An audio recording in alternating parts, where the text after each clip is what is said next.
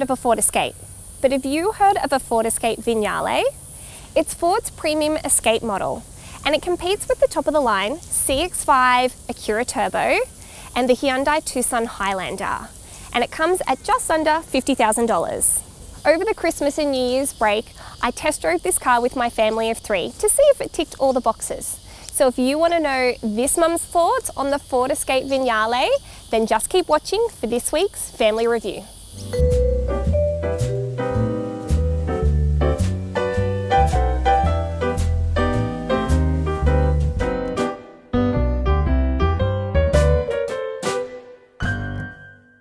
For more information, make sure you head over to the CarsGuide website and make sure you subscribe to our YouTube channel and click that bell notification so you don't miss any more of our upcoming videos.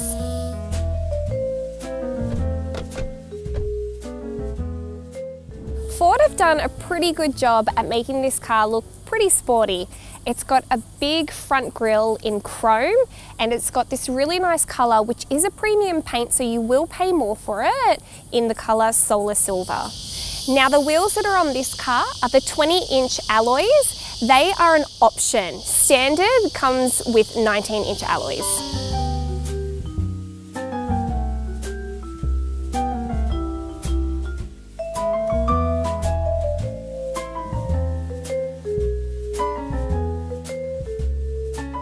So inside the car, it feels pretty good. We've got a leather accented steering wheel and leather accented seats. On the dashboard here, we've got a soft touch plastic which has a nice contrast stitching, and then it's also got this fake wood here, which is actually plastic. So other than that, the interior is pretty simple. But one thing that everyone gets to enjoy in this car that I personally really love is the sunroof, because it's panoramic. So front and back passengers get to enjoy looking up at the sky.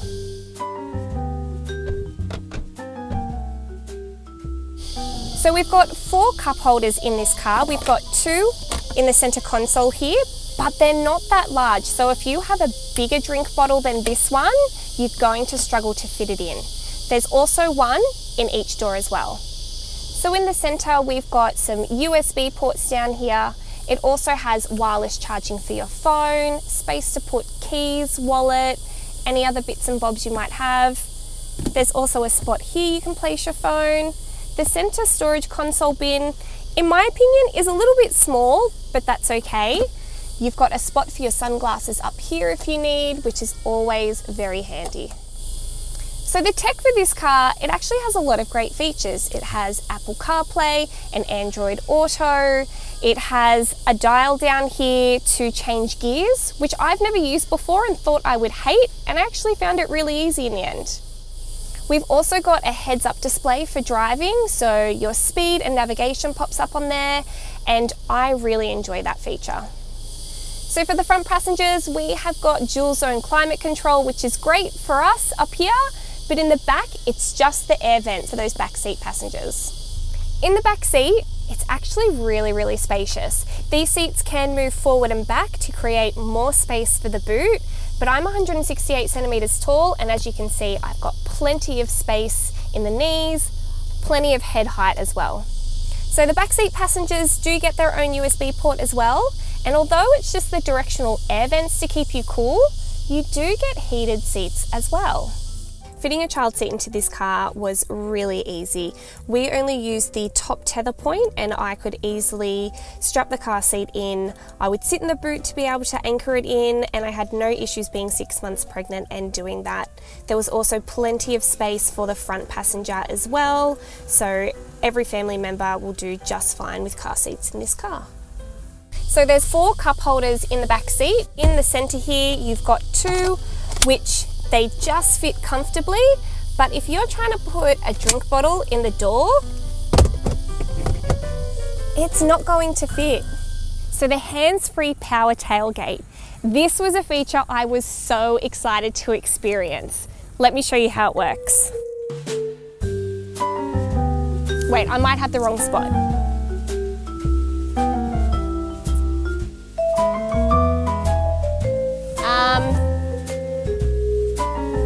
Yep, for the 3 weeks we had this car, we got it working one time and that was it. It was really disappointing.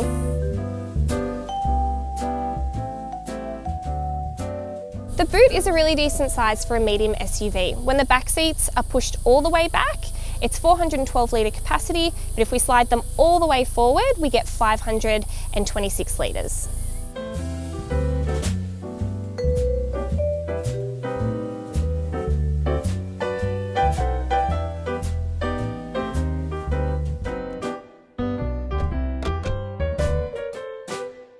So this car is really easy to drive. There was zero adjustment period from jumping in my own car into this car. It's comfortable, you feel like you're sitting quite high up. Stepping up into the car, you don't feel like you're that high up, but when you're sitting in it, you do feel like you're quite elevated, which is kind of nice. So the steering in this car feels quite light and floaty, which just doesn't feel enjoyable for me when I'm driving a car.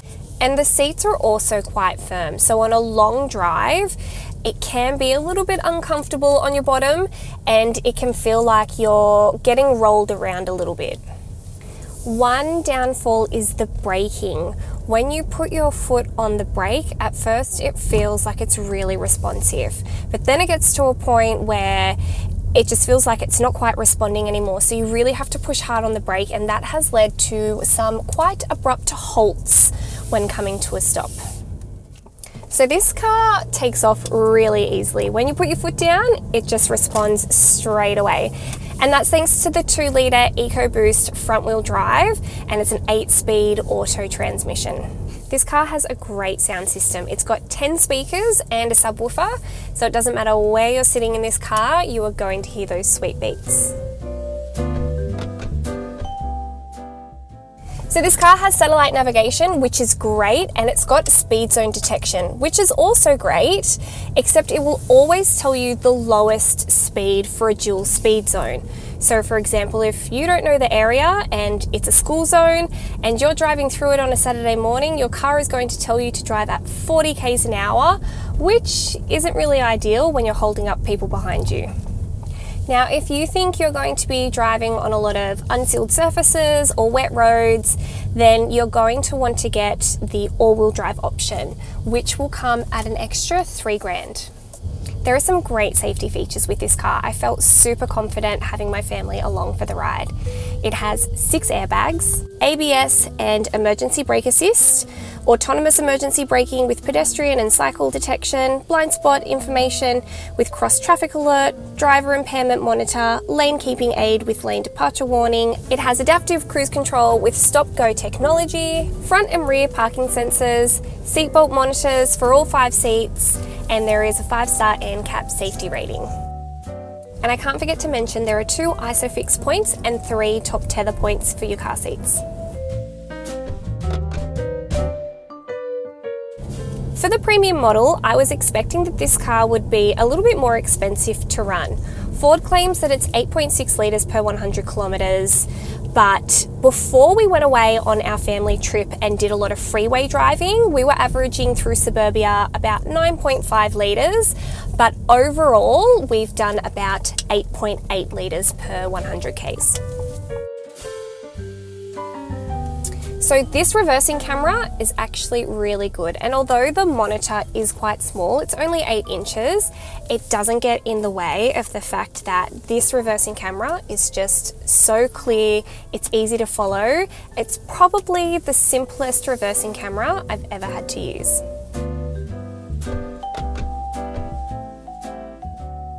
For servicing this car, it's $299 every year, or for every 15,000 kilometres, whichever comes first, and that's capped for the first 4 years. The warranty for this car is 5 years and it's unlimited kilometres. In my opinion, that's pretty good.